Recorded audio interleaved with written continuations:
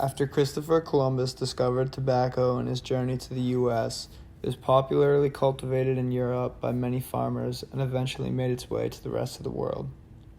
The tobacco industry reached its peak in the early 1900s, with politicians and many celebrities supporting tobacco use. However, in the second half of the 20th century, the tobacco industry began to see its first decline after people started to realize the negative effects of the drug. Once people saw the tobacco industry's efforts to cover up these health effects after being aware of them for so long, the popularity of tobacco exponentially declined. According to the Cancer Council, if current patterns continue, tobacco use will kill approximately 10 million people every year throughout the world by 2020, with 70% of these deaths occurring in less developed and emerging nations. Since this realization, the United States has found a new source of nicotine that is deemed to be a quote-unquote healthier alternative to tobacco use. This alternative is called vaping, which was invented in the 1930s but was a failed product at the time and never made it to the market. However, in August of 2006, the product made its way to the US and was a big hit. Despite being so successful, the FDA and the U.S. government had many issues with allowing vapes to be sold openly without any testing being done. After many lawsuits and regulations put into place, vapes were allowed to be sold openly on the market. The original meaning for the creation of vaping was to offer a healthier alternative to smoking cigarettes. Cigarette combustion and inhalation can result in a large amount of tar buildup in the user's lungs and can result in lung disease, cancer, and other health complications. However, vaping can eliminate the tar because vaping doesn't combust anything that creates tar. Instead, it turns a liquid into a vapor available for inhalation. Another positive factor of vaping is for medical and recreational users of marijuana. Same thing as with tobacco. The combustion of marijuana can leave the tar back up in the user's lungs, and vaping from a legal cartridge can eliminate this from happening, along with reduce the amount of damage your lungs take while smoking. One of the main reasons why vaping is such a bad thing for our society is because its high popularity amongst teenagers who are now addicted to nicotine. According to Time magazine, in 2011, the amount of cigarette users in high school was at 16%, while those who vape was just at 2%. However, in 2019, the amount of cigarette smokers is down to 6%, while the amount of students who vape has skyrocketed to a high of 28%. Many believe that the popularity amongst teenagers is due to the variety of flavors that is offered amongst vaping companies. Contrary to cigarettes, where tobacco and menthol are pretty much the only flavors available, vapes can change the taste and smell to virtually whatever requested. This aspect makes vaping much more appealing because it does not have the lingering tobacco smell. It's not only the flavors that are appealing to adolescents, but also the shapes of the vapes themselves.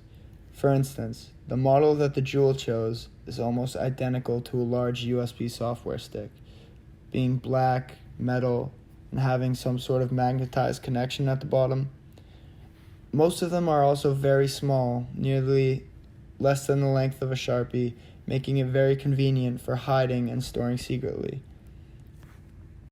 According to the U.S. Surgeon General, the developing adolescent brain is particularly vulnerable to the negative effects of exposure to nicotine, including addiction, priming for use of other addictive substances, reduced impulse control, deficits in attention and cognition, and mood disorders. The addiction rate in vaping is significantly higher than in cigarettes because of the amount of nicotine that vapes contain. As commonly known, nicotine is one of the most addictive drugs known to man. The common cigarette contains 9 milligrams of nicotine, and there is usually around a total of 1 milligram of nicotine that is actually being inhaled due to burn-off. However, in a Juul pod, there's approximately 41 milligrams of nicotine that can be fully inhaled by the user with no waste because there is no burn-off. For reference, one Juul pod delivers the same amount of nicotine as a full pack of 20 cigarettes. This causes users to become much more dependent on vaping because they intake much more nicotine than a cigarette would give them. The effects of substantial nicotine intake on the body is a completely new topic and has not been thoroughly studied yet. Nicotine is a carcinogen, meaning it is a chemical known for causing cancer. Since cigarettes became popular in the early 1900s, we have become aware of the many health complications such as lung disease, cancer, emphysema, and other serious illnesses. It wasn't until the mid-1900s, nearly 50 years ago, when these health complications became commonly known. With the huge increase in popularity of vaping and the comparison of the amount of nicotine intake compared to cigarette smokers, the future long-term effects of vaping may be far worse than cigarettes. Because vaping is only roughly 15 years on the market and long-term effects have not been discovered or have even appeared yet. It will take another 10 to 15 years to start seeing anything negative from vaping long-term wise. Inhalation is not the only danger of vaping. There have been countless instances of e-cigarettes exploding in users' pockets or even their mouths while they're using them. The majority of these cases have been spontaneous combustion without the user doing anything wrong. In Idaho, a man whose vape exploded in his mouth was able to report on the matter. He said, "I've been doing this for about a year now, and I assure you I did not do anything I wasn't supposed to." The explosion destroyed 7 of the man's teeth and inflicted second-degree burns on his face and neck, leaving bits of his teeth and plastic lodged in his throat and mouth. The majority of these vapes are made with lithium-ion batteries, which are famously known for causing explosions in the popular hoverboards that were released back in 2012. Many vape companies use these batteries because of their high-density power efficiency, which makes it easy for these companies to fit a small battery inside of their products while still achieving long-term life. The reason that they combust so easily is because almost all of these batteries are produced in China in small factories that will not overcharge a company for production. Vaping is still a very new but now mainstream activity among many teenagers and young adults, and the consequences and long-term effects are still not fully understood.